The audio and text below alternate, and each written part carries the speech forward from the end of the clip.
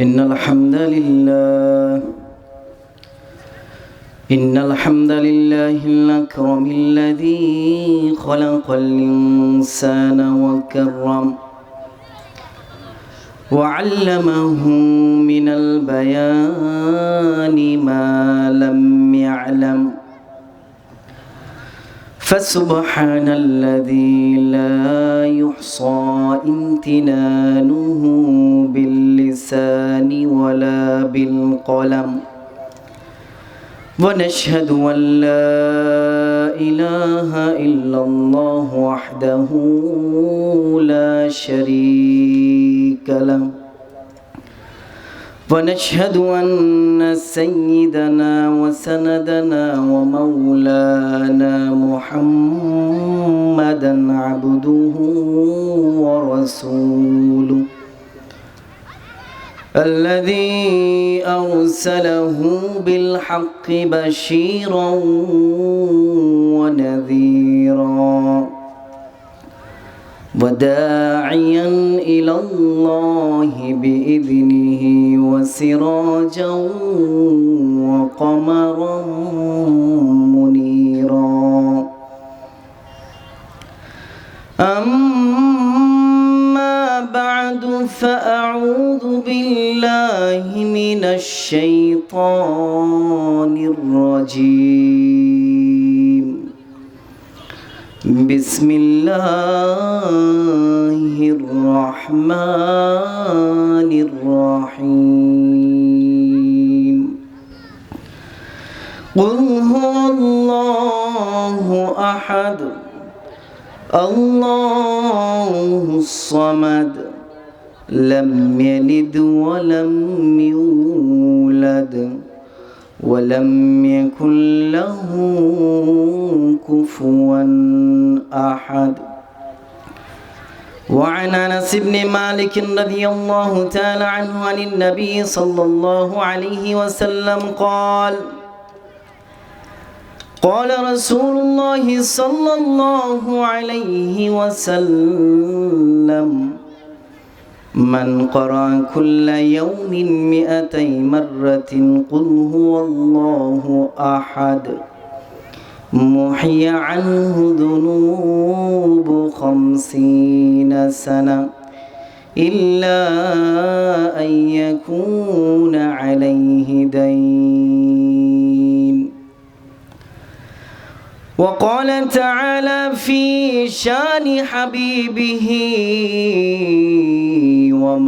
ومحبوبه إن الله وملائكته يصلون على النبي يا أيها الذين آمنوا صلوا عليه وسلموا تسليما সকলে মহব্বতের সাথে হৃদয়ের সবটুকুন আবেগ ভালোবাসা উজাড় করে সর্বশেষ নবী সর্বশ্রেষ্ঠ নবী মুহাম্মদুর রাসূলুল্লাহ সাল্লাল্লাহু আলাইহি ওয়াসাল্লামের উপরে সর্বশ্রেষ্ঠ দুরূদ নামাজের দুরূদে ইব্রাহিম পড়ি। কেউ জবান বন্ধ রাখবো না, সকলেই পড়ব।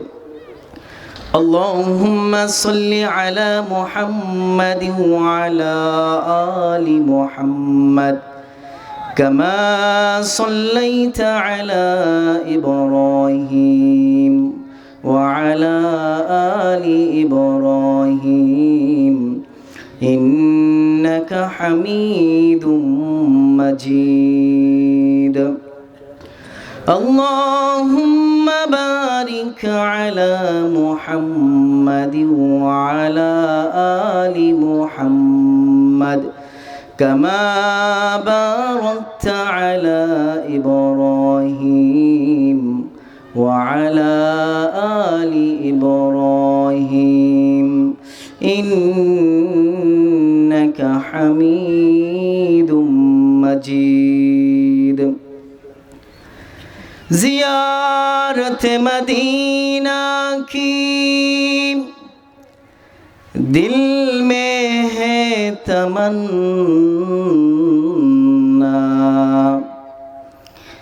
नहीं है मेरे पास सफर का समाना ला इलाहा इल्लल्लाह ला इलाहा इल्लल्लाह ला इलाहा इल्लल्लाह ला इलाहा इल्लल्लाह जुरे ला इलाहा इल्लल्लाह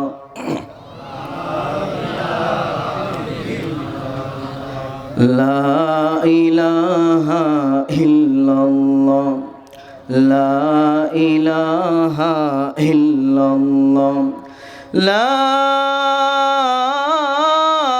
इलाहा इल्लल्लाह মুহাম্মাদুর রাসূলুল্লাহ সাল্লাল্লাহু আলাইহি ওয়াসাল্লাম।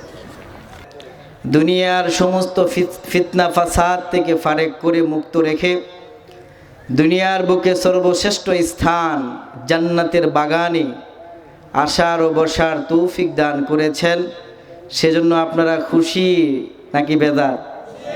কম না বেশি? যদি খুশি বেশি হয়ে থাকেন তাহলে মালিকের শুকরিয়া আদায় করি সকলেই। তারই দেওয়া জবান দিয়ে তারই শেখানো ভাষায় কালিমাতুশ শুকুর আদায় করছি। সকলে পড়ি আলহামদুলিল্লাহ। আরো জোরে বলতে হবে আলহামদুলিল্লাহ। প্রশংসা করলাম কার? প্রশংসা করতে হবে কার? যা কেউ দিতে পারে না, যিনি দিতে পারেন তিনি কে? মনের সকল আবেগ অনুভূতি কেউ না জানুক, যিনি জানেন তিনি কে? আমাদেরকে ভালো রাখেন কে? তো সেই আল্লাহর দরবারে আবারও শুকরিয়া আদায় করছি, যিনি আমাদেরকে এত সুন্দর এক পরিবেশে আসার বসার তৌফিক দান করেছেন। সকলে আবারও বলি আলহামদুলিল্লাহ। মালিকের শুকরিয়ার পাশাপাশি কৃতজ্ঞতা জ্ঞাপন করছি আলালপুরের যুব সমাজ এবং এলাকাবাসী মুসলিয়ানে কেরাম সকলের, যাদের অক্লান্ত পরিশ্রম এবং ত্যাগের মাধ্যমে জান্নাতের বাগান আমরা পেয়েছি। আল্লাহ প্রত্যেকটা যুবককে তার দ্বীনের জন্য কবুল করে নিন। সকলে বলি আমিন। আল্লাহ এলাকার উপরে খাস রহমত নাজিল করুন। সকলে বলি আমিন। আল্লাহ আজকের এই জান্নাতের বাগানকে কবুল করে নিন। সকলে বলি আমিন। এই মাহফিলকে উসিলা করিয়া, যাদের উদ্দেশ্য করে এই মাহফিলের আয়োজন, কবরবাসীদের স্মরণে আল্লাহ তাআলা এই মাহফিলকে উসিলা করিয়া প্রত্যেকটা কবরবাসীর কবরের আযাব মাফ করে জান্নাতের উঁচু মাকাম আল্লাহ দান করে দিন। সকলে বলি আমিন। এখনো যারা এদিক সেদিক দাঁড়িয়ে রয়েছেন, অল্প সময় কথা হবে ইনশাল্লাহ। মেহেরবানি করে সামনের খালি জায়গাগুলো আমরা পুরা করে বসি, পারবো তো ইনশাল্লাহ?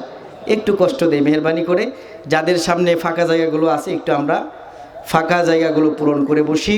আর যারা দাঁড়িয়ে রয়েছে এখন ওই এদিক সেদিক, যারা বাড়িতে আছি তাদেরকে অনুরোধ করব দ্রুত আপনারা প্যান্ডেলে চলে আসেন। এই জান্নাতের বাগান কাল সকালে কি থাকবে বলেন? এত সুন্দর আয়োজন আল্লাহ করে দিয়েছেন, যদি আমরা এখানে না আসি, কোরআন না শুনি, তাহলে এটা বেইনসাফি হবে। আলোচনার শুরুতে আমি আপনাদেরকে একটা প্রশ্ন রাখতে চাই, আপনারা উত্তর দিবেন তো ইনশাল্লাহ? আচ্ছা, আপনাদেরকে আমি জিজ্ঞেস করি, আমাদের জীবনটা ছোট নাকি বড়? অনেক ছোট, ঠিক কিনা বলেন? আগেকার উম্মতেরা 1200 বছর, 1000 বছর, 600 বছর চলে কি করে জাহান্নাম থেকে মুক্তি পেয়ে জান্নাত পেতে পারি, এই জন্য আল্লাহ আমাদেরকে ছোট্ট একটা জীবন দিয়েছেন।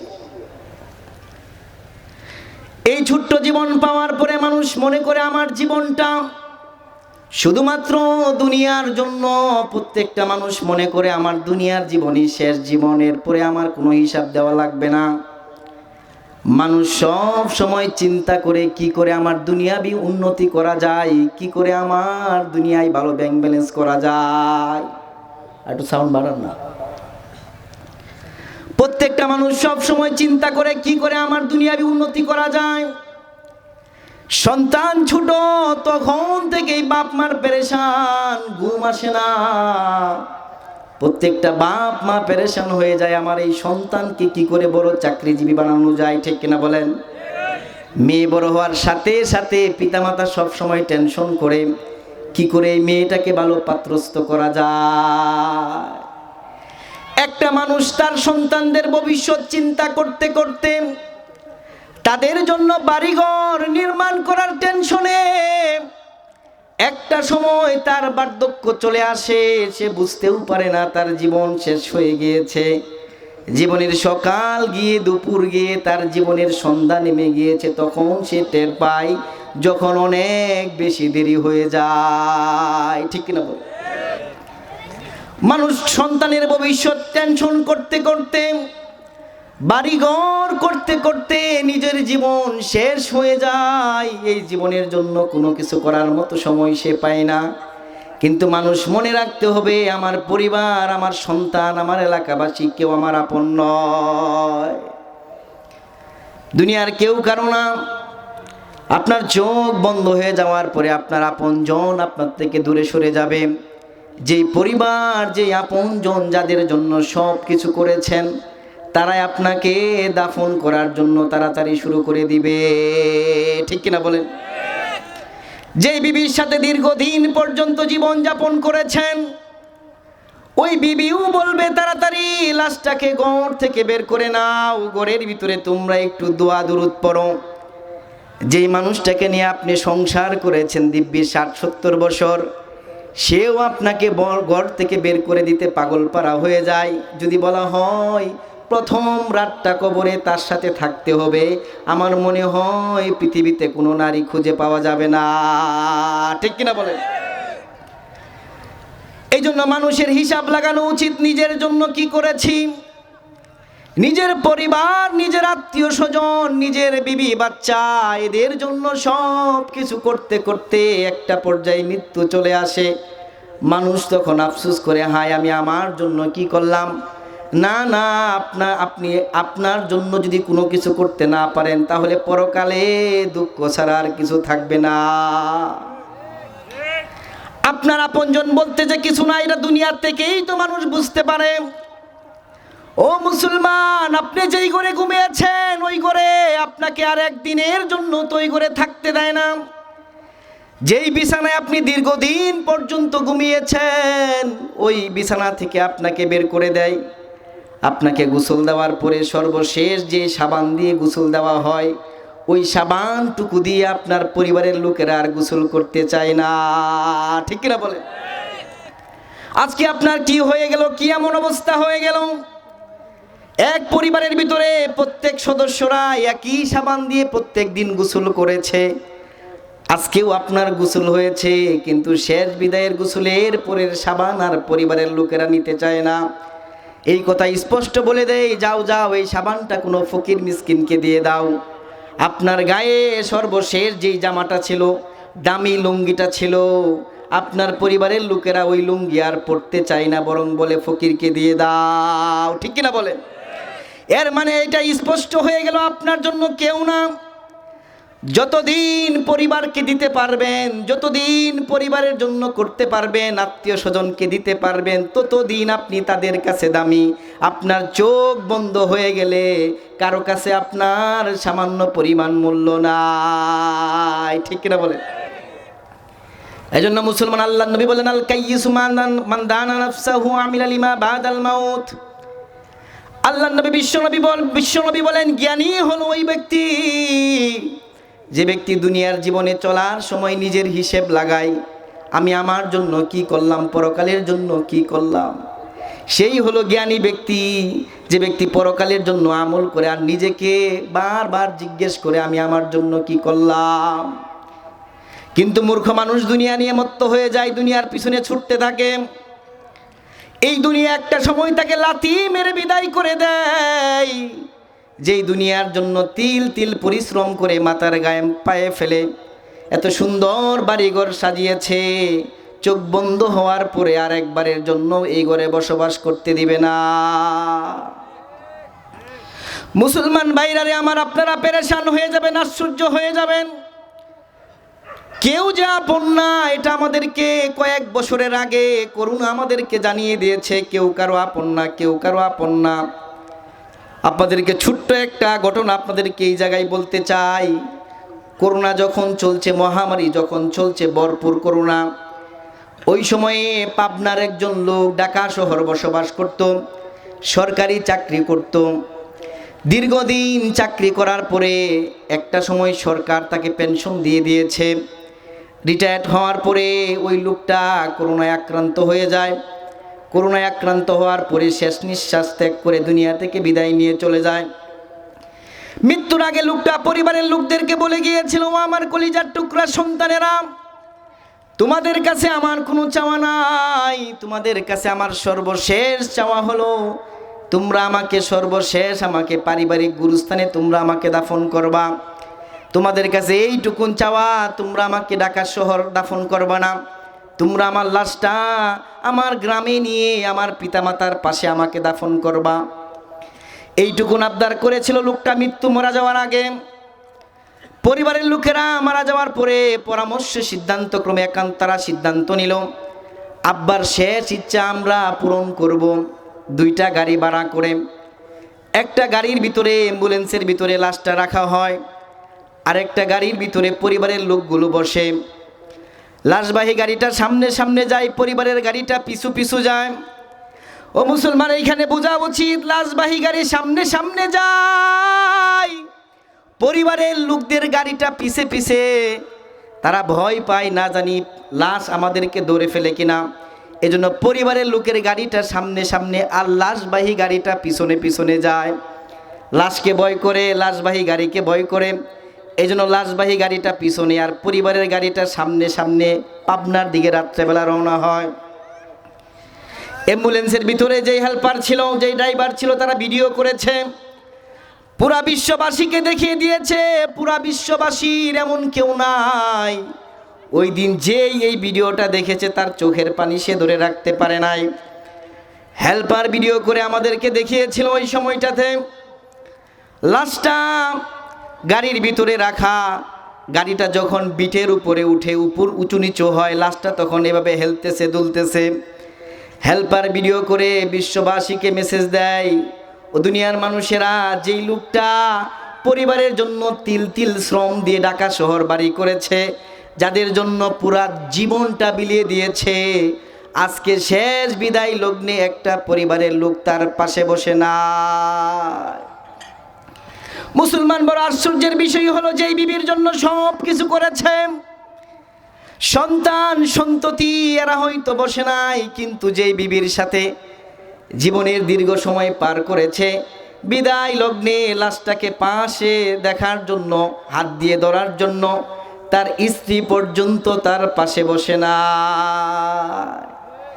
তারপরেও মানুষ মনে করে আমার আপনজন, আমার সব, এরা আমার সব। না না, কেউ আপন না। মানুষ মনে করে দুনিয়াতে বাড়ি গাড়ির মালিক হয়ে গেলাম, দুনিয়াতে জমির মালিক হয়ে গেলাম, ছেলেটাকে ভালো চাকরিজীবী করলাম, মেয়েটাকে ভালো জায়গায় বিবাহ দিয়েছি, মানুষ দেখবেন গর্বের সাথে এইগুলো বলে, ঠিক কিনা বলেন? কিন্তু না না, এগুলো সফলতা না, বরং আল্লাহ কুরআনে বলে দিয়েছেন, ফামান যুহজিহা আনিন নারি ওয়া উদখিলাল জান্নাতা ফাকাদ ফাজ।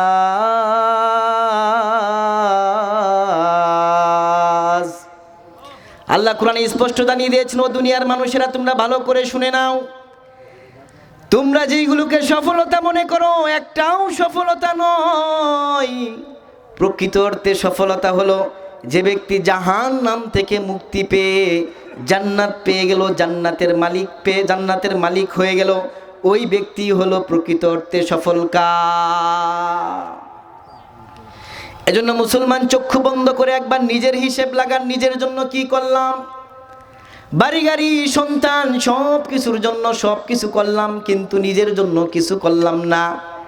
তারা আমাদেরকে বাজারের নিচে দাফন করে রেখে আসবে 1 মাস 2 মাস সর্বোচ্চ 1 বছর। আপনার কথা মনে পড়বে, তারপরে আর মনে পড়বে না, ঠিক কিনা বলেন? 1 মাস 2 মাস 3 মাস যেই জমিতে আপনার নাম ছিল সেটা কয়েকজনের নামে ভাগ হয়ে যাবে, যেই বাড়িটা আপনার নামে ছিল সেটা কয়েক ভাগ হয়ে যাবে, যেই গাড়ি আপনার ছিল সন্তানরা ভাগাভাগি করে নিয়ে যাবে, আপনার সম্পদ আপনার যা ছিল সব ভাগাভাগি নিয়ে সন্তান ব্যস্ত হয়ে যাবে, আর কবরে আপনি আপনার হিসাব দেওয়ার জন্য প্রস্তুত হয়ে যাবেন, ঠিক কিনা বলেন? এজন্য মুসলমান, আমল ছাড়া কবরে গেলে বড় কষ্ট হবে। একমাত্র আমল মানুষকে মুক্তি দিতে পারে। এই জন্য মুসলমানের সম্পর্ক হবে কোরআনের সাথে। কার সাথে? মুসলমান যদি তার সম্পর্ক কোরআনের সাথে করতে পারে তাহলে কোরআন মুসলমানের জীবনকে দামি করে দিবে। ঠিক কিনা বলেন? আজকে যেই লোকটা দেখবেন গ্রামের মূর্খ, কিছু বোঝে না, দেখবেন জমি জিরাতের কাগজপাতি খুব বুঝে। ঠিক কিনা বলেন? দেখবেন সে কিন্তু পড়াশোনা নাই, কিন্তু জমির দাগ নম্বর কোন জায়গায় কোনটা, জমির কোন জায়গায় কোন ফিলারটা আছে, সীমাটা কোন জায়গায়, সেইটা দেখবেন মুরব্বী কিন্তু ঠিকই বুঝে। কিন্তু শিক্ষিত ছেলে বুঝে না, কিন্তু মুরব্বী সে কিন্তু ঠিকই জানে দাগ নম্বর কোনটা কি, RS কোনটা কি, সব ভালো করে বুঝে। সব শিখলাম কিন্তু কোরআন শিখতে পারলাম না, এই জীবন পুরোটাই ব্যর্থ। ঠিক কিনা বলেন? এজন্য কোরআনের সাথে সম্পর্ক করা লাগবে। পৃথিবীর যে কোনো জিনিসের ছোঁয়া কোরআনের সাথে হয়েছে, কোরআন তার দাম বাড়িয়ে দিয়েছে। মুসলমান ভালো করে খেয়াল করে দেখলে বুঝবেন, মানুষ তার ঘর বাড়ি তৈরি করার পরে ঘরের ভালো ভালো দামি দামি সেগুন কাঠের দরজা লাগায়, বাথরুমের ভিতরে সেগুন কাঠের দরজা লাগিয়েছে, বছর শত বছর চলে যায়, কিন্তু একবারের জন্য কোনো মানুষকে দেখেছেন বাথরুমের দরজায় চুমু খেয়েছে? কোনো মানুষকে দেখবেন না কখনো বাথরুমের দরজায় চুমু খেয়েছে। কিন্তু মুসলমান মান্দার কাঠের তৈরি কোরআনের রেহাল যেটার উপরে রেখে কোরআন শরীফ আমরা পড়ি, দেখবেন মানুষ কোরআন শরীফ তিলাওয়াত করার পরে ওই রিহালকে চুমু খায়, ওই রিহালকে কপালের সাথে লাগায়। ঠিক কিনা বলেন? মান্দার কাঠের যেই দাম আল্লাহ বাড়িয়ে দিয়েছেন তিনি কে? মান্দার কাঠের কোনো বৈশিষ্ট্য নাই, তার কোনো নিজস্ব মূল্য নাই, কিন্তু মান্দার কাঠের সম্পর্ক কোরআনের সাথে হয়েছে। এই জন্য কোরআনের সাথে সম্পর্ক হওয়ার কারণে এই মান্দার কাঠের যা দাম আল্লাহ বাড়িয়ে দিয়েছেন। সুবহানাল্লাহ। শুধু তাই নয়, দামি দামি কাপড় মানুষ পরে, কিন্তু কোনো কাপড়ে মানুষ কখনো চুমু দেয় না। কোরআনের গিলাফ যেটা সামান্য সাধারণ কাপড় দিয়ে তৈরি, দেখবেন এই কাপড়কে মানুষ সম্মান করে, এই কাপড়কে চুমু খায়, আর কোনো কারণ না, এই গিলাফের সম্পর্ক কোরআনের সাথে হয়েছে। ঠিক কিনা বলেন? এজন্য আজ অব্দি যার সম্পর্ক কোরআনের সাথে হয়েছে, দামি যিনি বানিয়েছেন তিনি কে? এই জন্য এই কোরআন নাজিল হয়েছে মক্কায়, মক্কার নাম হয়ে গিয়েছে মক্কাতুল মুকাররমা, সম্মানিত শহর। তার দাম যিনি বাড়িয়েছেন তিনি কে? মদিনায় কোরআন নাজিল হয়েছে, মদিনার নাম হয়ে গিয়েছে মদিনাতুল মুনাওয়ারা। আল্লাহর নবী শ্রেষ্ঠ নবী, উনার এই শ্রেষ্ঠত্বের অনেক কারণ রয়েছে, তার ভিতরে একটা কারণ হলো উনার উপরে কোরআন নাজিল হয়েছে। কোরআন নাজিল হওয়ার কারণে আল্লাহর নবীর দাম আরও যিনি বাড়িয়েছেন তিনি কে? মুসলমান শুধু তাই নয়, কোরআনকে নিয়ে এসেছেন জিব্রাইল ফেরেশতা। পুরা কোরআন শরীফ লাইলাতুল কদরের রাত্রিতে প্রথম আসমানে আল্লাহ নাজিল করেছেন। প্রথম আসমান থেকে 23 বছরে, কয় বছরে? 23 বছরে অল্প অল্প করে জিব্রাইল এই কোরআন আল্লাহর নবীর উপরে নিয়ে এসেছে।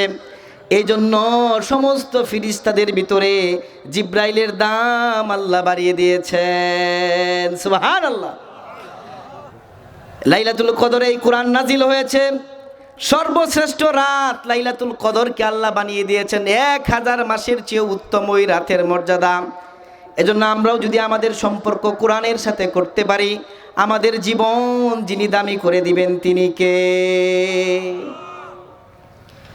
জীবন শেষ হয়ে গেল, কখনো কোরআন ধরলাম না, কোরআন পড়লাম না। যারা কোরআন শরীফ পড়তে পারি না তাদের জন্য সুন্দর এক সুখবর আমি নিয়ে এসেছি আজকে।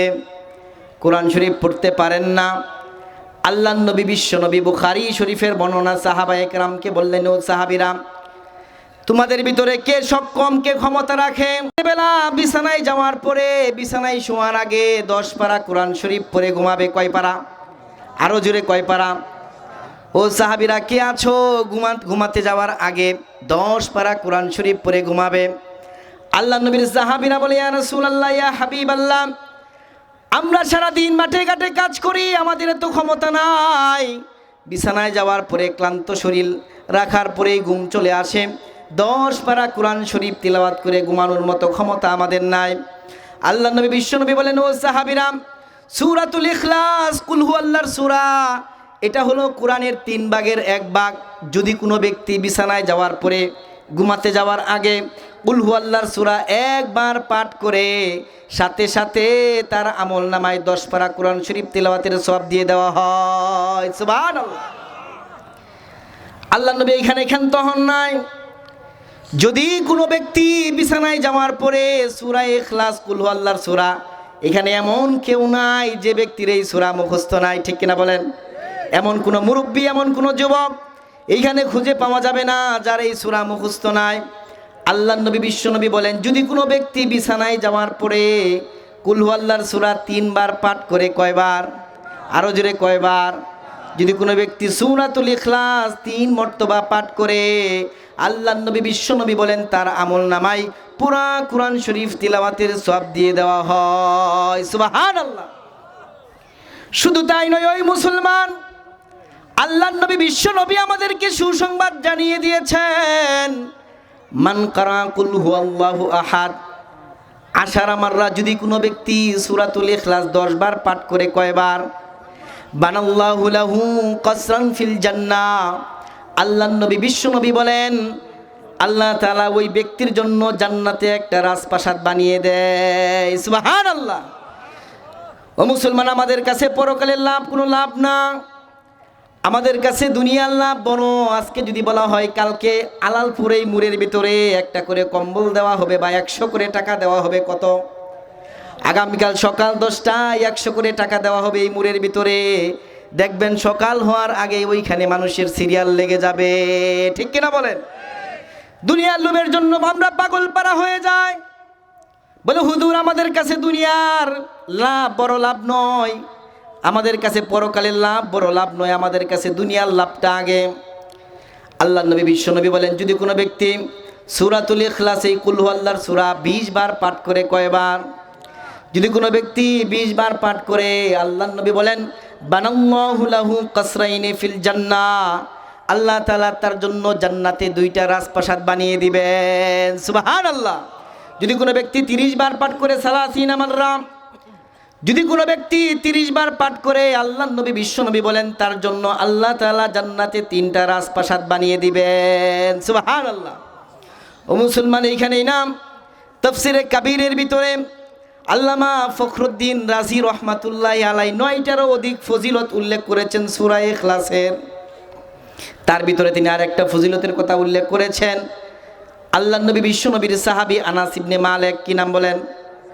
আনাস বিন মালিক আল্লাহ নবী থেকে হাদিস রবায়াত করে, তিরমিজি শরীফের বর্ণনা 2898 নম্বর হাদিস গালেবান। ওই হাদিসের ভিতরে আল্লাহ নবীর সাহাবী বলেন, যদি কোনো ব্যক্তি প্রত্যেক দিন, যদি কোনো ব্যক্তি 200 বার, কতবার?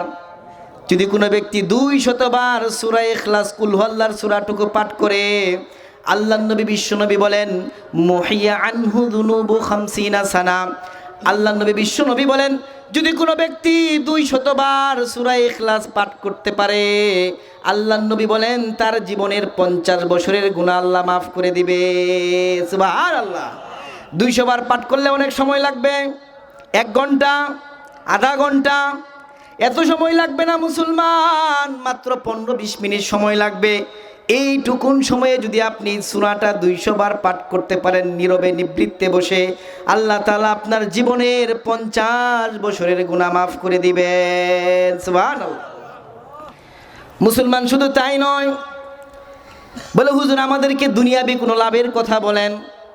এখন আপনাদেরকে আমি দুনিয়াবি লাভের কথা বলছি, ভালো করে মনোযোগ সহকারে শুনেন। যারা বিশেষ করে অভাবী, অনেকেরই দরজায় অভাব নাড়া দেয়, অনেকেরই অবস্থা মাঝে মাঝে খারাপ হয়ে যায়, ঠিক কিনা বলেন? অনেকে চাকরি নাই, অনেকে ঘরে অভাব সব সময় লেগে থাকে। আল্লাহ নবীর এক সাহাবী আল্লাহ নবীর কাছে আসলো, যা রাজুলুন ইলা রাসূলিল্লাহি সাল্লাল্লাহু আলাইহি ওয়াসাল্লাম, আল্লাহ নবীর একজন সাহাবী আল্লাহ নবীর কাছে আসে, ওয়াশাকা ইলাইহিল ফাকর, আল্লাহ নবীর কাছে বলে ইয়া রাসূলুল্লাহ, ইয়া হাবিবাল্লাহ, আমি বড় গরিব মানুষ, সব সময় আমার ঘরে অভাব লেগে থাকে। মা বোনরাও ভালো করে এইখান থেকে শুনবেন, আমার ঘরে সব সময় অভাব লেগে থাকে, নুন আনতে পান্তা ফুরায়। আমাকে এমন কোন আমলের কথা বলেন যে আমল করলে আল্লাহ আমার ঘরের অভাব দূর করে দিবে। আল্লাহ নবী ওই সাহাবীকে বললে, ও সাহাবী, তোমার জন্য এক নম্বরের আমল হলো ইদা দাখালতা বাইতাকা ফাসাল্লিম আলা আহলিক ওয়া ইন কানা ফিহি আহাদ। ও সাহাবী, তুমি যখন বাহির থেকে ঘরে আসবে, ঘরে ঢোকার আগে ঘরের দরজার সামনে দাঁড়িয়ে আগে তুমি তোমার পরিবারকে সালাম দিবে। মুসলমান, আজকে আমাদের থেকে সালামের আমল উঠে গিয়েছে। যারা বড় নেতা, বড় মানুষ, সে মনে করে আমাকে সালাম দেখ, আমি কেন সালাম দিব। কিন্তু আল্লাহর নবী, বিশ্ব নবী ইউসাল্লিমু আলা সাগীরিন ওয়া কাবীর, আল্লাহর নবী ছোট বড় সকলকে সালাম দিয়েছেন, বিবিদেরকে সালাম দিয়েছেন। কিন্তু আমরা সালাম দিতে লজ্জা করি, ঠিক কিনা বলেন? বলে হুজুর, ঘরে গিয়ে আবার বিবিকে সালাম দেয় কি করে? ঘরে গিয়ে বিবিকে সালাম দেয় কি করে? লজ্জার বিষয়। সালাম দেওয়ার সবচেয়ে বড় জায়গাই হলো বিবি, ঠিক কিনা বলেন? যেই ঘরে পরিবারের ভিতরে সালামের আদান প্রদান হয়, ওই ঘরটাকে যিনি রহমতের জান্নাতের টুকরা বানিয়ে দেন তিনি কে? যেই ঘরের ভিতরে সালাম নাই, ওই ঘরের ভিতরে সবসময় অশান্তি লেগে থাকে। যাদের ঘরে অভাব, একটা আমল করেন, ঘরে গিয়ে আগে কি দিবেন? পারবেন তো ইনশাল্লাহ? আজকের পর থেকে কে কে সালাম দিবেন দুহাত তুলে আল্লাহকে দেখান। আল্লাহ আমাদের সকলকে সালামের মতো এই বড় আমলকে সব সময় দেওয়ার তৌফিক দান করুক, সকলে বলি আমিন। আল্লাহ নবী ওই সাহাবীকে বললেন, ও সাহাবী, ঘরের সামনে দাঁড়িয়ে প্রথম কাজ হলো তুমি আগে সালাম দিবা। সালাম দেওয়ার পরে দরজার সামনে দাঁড়িয়ে তুমি একবার শুধু কুল হু আল্লাহর সূরাটুকু পাঠ করবা, তারপরে ঘরে প্রবেশ করবা। তোমার ঘরে যদি কোনো ব্যক্তি না থাকে, কোনো লোকজন না থাকে, তারপরেও সালাম দিবা। ঘরের ভিতরে কেউ নাই, কিন্তু জিন ঘরে বসবাস করে, জিনেরা ঘরের ভিতরে বসবাস করে, ঘরে থাকে। এই জন্য খালি ঘরে প্রবেশ করার আগে সালাম দেওয়া লাগে, ঠিক কিনা বলেন? খালি ঘর হলে পরেও সালাম দেওয়া লাগে। ঘরের ভিতরে ঘরে কেউ নাই, তারপরেও সালাম দেওয়া লাগে। আসসালামু আলাইনা ওয়া আলা ইবাদিল্লাহিস সালিহিন, এই কথা বলে ঘরে ঢোকা লাগে। আল্লাহ নবী তার সাহাবীকে প্রথমে বললেন, ঘরের দরজার সামনে দাঁড়িয়ে কি দিতে হবে? আগে প্রথমে সালাম দিবা, তারপরে সালাম দেওয়ার পরে ঘরের দরজার সামনে দাঁড়িয়ে সূরা ইখলাস পাঠ করবা। কয়বার? সূরা ইখলাস পাঠ করার পরে ঘরে প্রবেশ করবা। আল্লাহ নবীর কাছ থেকে এই আমলের কথা শোনার পরে আল্লাহ নবীর সাহাবী দৌড়ে বাড়ির দিকে চলে যায়। যাওয়ার পরে আমল শুরু করে দেয়। দীর্ঘ কয়েক মাস যাওয়ার পরে, এমনকি বছর যাওয়ার পরে আল্লাহ নবীর ওই সাহাবী হঠাৎ একদিন যাকাতের মাল নিয়ে হাজির হয়ে যায়। আল্লাহ নবী আশ্চর্য হয়ে জিজ্ঞেস করে, ও সাহাবী, তুমি তো সেই সাহাবী যে দরিদ্র সাহাবী, আমার কাছে আমল জানতে এসেছিলাম? ওই সাহাবী বলে, হ্যাঁ ইয়া রাসূলুল্লাহ, আমি হলাম গরিব সাহাবী, আপনি আমাকে সূরা ইখলাসের আমল দিয়েছিলেন, ওই আমল শুরু করেছি। আল্লাহ আজকে আমাকে যাকাত দেওয়ার মতো সামর্থ্য দান করেছে। সুবহানাল্লাহ। করবো তো ইনশাআল্লাহ, করবো তো ইনশাআল্লাহ। এখানে আসলাম আর গেলাম, কোনো আমল নিলাম না, তাহলে কোনো লাভই তো হলো না। পুরা মাহফিল বৃথা, সব বৃথা। এত সুন্দর আয়োজন, এইখান থেকে আমল নিতে হবে, নিজের জীবনে বাস্তবায়ন করতে হবে। শত শত মাহফিল হচ্ছে, কিন্তু মানুষের জীবনের পরিবর্তন হচ্ছে না কেন? যারা আয়োজন করে তাদের নিয়ত হয় সুন্দর বক্তা আনবে, বাজেটি বক্তা, বক্তার গলা কেমন, বক্তার টান কেমন, সুর কেমন, তাদের নিয়ত কি শুনবে? সুর শুনবে। যারা আসে তারাও, আরে বক্তা তো অনেক ভালো, টান টুন দিব, চল যায়। বক্তা যদি ভালো হয় তাহলে শ্রোতা আসে, তাদের নিয়ত নষ্ট। যারা বক্তা আনে তাদেরও নিয়ত, আবার যে আসে বাজেট করে তারও নিয়ত নষ্ট। টাকা দিলে আসবে, না হলে আসবে না। তিনজনের নিয়ত নষ্ট হওয়ার কারণে ওই মাহফিল কোনো ফায়দা দেয় না, ঠিক কিনা বলে? কত বড় বক্তা সেটা জরুরি না, আমলের নিয়তে ছোট মানুষের কথা শুনলেও জীবন যিনি পরিবর্তন করে দিবেন তিনি কে? আল্লাহ নবীর, বিশ্ব নবীর সাহাবীরা শুধু আমল নিয়ে পাগলপাড়া ছিল। পরকালের ভাবনা তাদের উপরে এই পরিমাণ ছিল। রসুলের সাহাবী উসমান রাদিয়াল্লাহু তাআলা আনহু, যে 10 জন সাহাবী দুনিয়াতে জান্নাতের সার্টিফিকেট পেয়েছে, তাদের ভিতরে তিনি একজন। সব সময় গুরুস্থানের সামনে অন্ধকারে জঙ্গলের ভিতরে গিয়ে হাউমাউ করে কান্না করতো, আর চোখের পানিগুলো ছেড়ে দিত, আর বলতো, আয় আল্লাহ, তুমি আমাকে গাছ বানাইতা, লতা পাতা বানাইতা, প্রাণী বানাইতা, একটা কুকুর বানাইতা, আমি মারা যাওয়ার পরে মাটির সাথে মিশে যেতাম। আমার কোনো হিসাব দেওয়া লাগতো না পরকালে। গাছ হইলে পরে একটা সময় মরে যেতাম, আমাকে কোনো হিসাব দেওয়া লাগতো না। কিন্তু আমার বড় ভয় হয় কবরে আমার হিসাব দেওয়া লাগবে। আমরা মানুষেরা দুনিয়া নিয়ে মত্ত, আল্লাহ নবীর সাহাবীরা জান্নাতের সুসংবাদ পাওয়ার পরেও তারা সব সময় পরকালের ভাবনা ছিল বেশি। এজন্য জীবনকে পরিবর্তন করার জন্য কোরআনের সাথে সম্পর্ক করা লাগবে, ঠিক কিনা বলেন? কোরআন থেকে যত বেশি দূরে থাকবেন এই জীবন তত বড় অশান্তিময় হবে। আজকে অনেকে বলে হুজুর ঘরে শান্তি নাই, জীবনে শান্তি নাই, রাত্রে ঘুম আসে না। আমি তাদেরকে বলতে চাই আপনার সম্পর্ক কোরআন থেকে দূরে। এই জন্য আপনার ব্যক্তিগত জীবনে, আপনার পারিবারিক জীবনে, আপনার রাষ্ট্রীয় জীবনে কোথাও শান্তি না থাকার একমাত্র কারণ আমরা কোরআন ছেড়ে দিয়েছি। সব জায়গায় অশান্তি। মুসলমানে তো মার কেন খাচ্ছে চারদিকে? এর একটাই কারণ, আমরা কোরআনকে ছেড়ে দিয়েছি।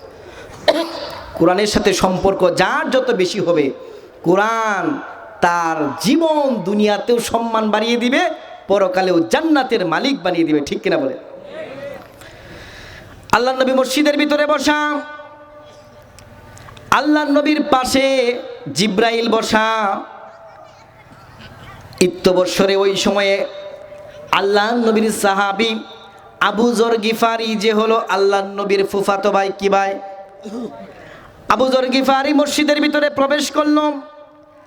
আবু যরকে দেখা মাত্র এই জিব্রাইল বলতে লাগলো, কাদ আকবালা আবু যররিন ইয়া রাসূলুল্লাহ, ও আল্লাহর নবী, এই যে দেখেন আবু যর গিফারি মসজিদে প্রবেশ করেছে। আল্লাহু আকবার।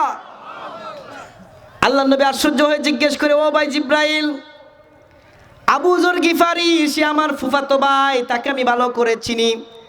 মদিনার সকলে আবু যর গিফারিকে চিনে, আপনি জিব্রাইল কি করে আবু যর গিফারিকে চিনেন?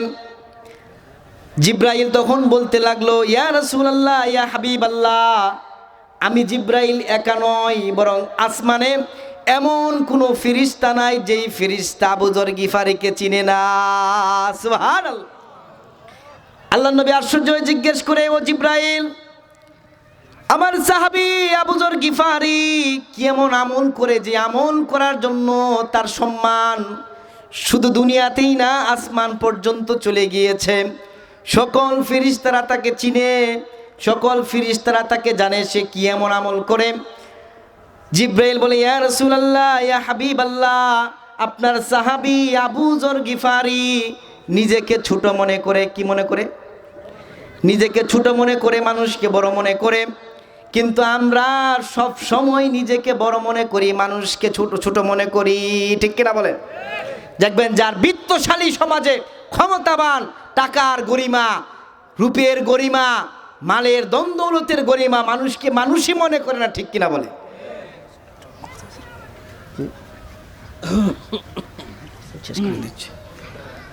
টাকার গরিমা আমাদেরকে পেয়ে বসেছে।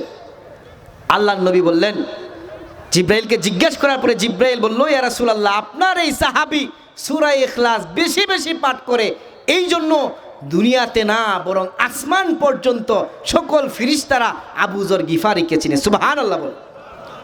এজন্য মুসলমান ভাইয়ের আমার, কোরআনের সাথে সম্পর্ক করা লাগবে। নিজের ছোট্ট সন্তানটাকে কোরআন শরীফের শিক্ষা দেন, বাংলা ইংরেজি যা আছে পরে শিক্ষা দেন, আগে কোরআনের শিক্ষা দেন। কোরআনের শিক্ষা দিলে এই সন্তান আপনার থাকবে, না হলে আপনার থাকবে না, ঠিক কিনা বলেন? আমি অনেক মানুষের সন্তানকে দেখেছি অনেক শিক্ষিত, এমন কোনো ডিগ্রি নাই যে ডিগ্রি হাসিল করে নাই।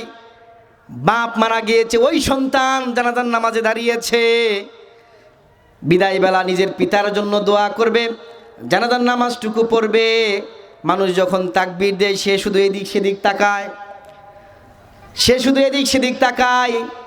জানাজার নামাজ কিভাবে পড়তে হয় সে নিজেও জানে না। এমন সন্তান থাকার চেয়ে না থাকা অনেক ভালো, ঠিক কিনা বলেন? আজকে দেখবেন বৃদ্ধাশ্রমগুলো ভরপুর হয়ে গিয়েছে।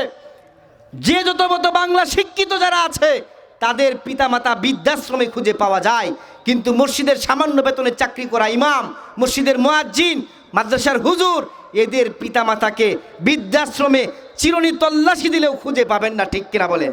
কেন কেন এমনটা হয়? কোরআনের কারণে। তারা কোরআন শরীফ পড়ে, কোরআন অনুযায়ী জীবন গড়ে, কোরআনে পিতামাতার হক কি তারা জানে। এই জন্য কোনো হাফেজ আলেম এদের পিতামাতাকে বৃদ্ধাশ্রমে খুঁজে পাওয়া যায় না, ঠিক কিনা বলেন? মুসলমান কোরআন ছেড়ে দিয়েছে, তাদেরকে সন্তান আল্লাহ দিয়েছেন, সন্তানগুলোকে কোরআনের শিক্ষা দেন, কোরআনের হাফেজ বানান, আলেম বানান। আপনি মারা যাওয়ার পরে আপনার সন্তান আপনার কবরের পাশে বসে যখন দাঁড়িয়ে যখন সূরা ইখলাস পাঠ করবে, সাথে সাথে আল্লাহ তাআলা আপনার কবরের আযাব মওকুফ করে দিবেন। সুবহানাল্লাহ। পারবো তো ইনশাআল্লাহ? নিজের জীবনটা হেলাই খেলাই শেষ না করে জীবনটাকে মূল্যায়ন করি। জীবনে সব করলাম, সব কিছু হলো, কিন্তু পরকালের জন্য কিছুই করতে পারলাম না। যারা মুরব্বীরা আমরা কোরআন শরীফ পড়তে পারি না, যারা কোরআন শরীফ পড়তে পারে তাদেরকে গিয়ে বলি আপনি আমাকে অল্প কোরআন শরীফ পড়ে শোনান। এই যে মসজিদের ইমাম সাহেব, কজন আমরা যাই গিয়ে বলি অল্প একটু কোরআন শরীফ আমাদেরকে শোনান। তাকে বলবেন, সে পড়বে, আপনি শুনবেন। আর সূরা ইখলাস পারেন, এটাকে বেশি বেশি পড়বেন। জীবন যিনি দামি করে দিবেন তিনি কে? আল্লাহ তাআলা আমাদের সকলকে এই সূরা ইখলাস কোরআনের সাথে সম্পর্ক করার তৌফিক দান করুক। সকলে বলি আমিন। ওয়া আখির দাওয়ানা আনিল হামদুলিল্লাহি রাব্বিল আলামিন। আসসালামু আলাইকুম ওয়া রাহমাতুল্লাহি ওয়া বারাকাতুহু।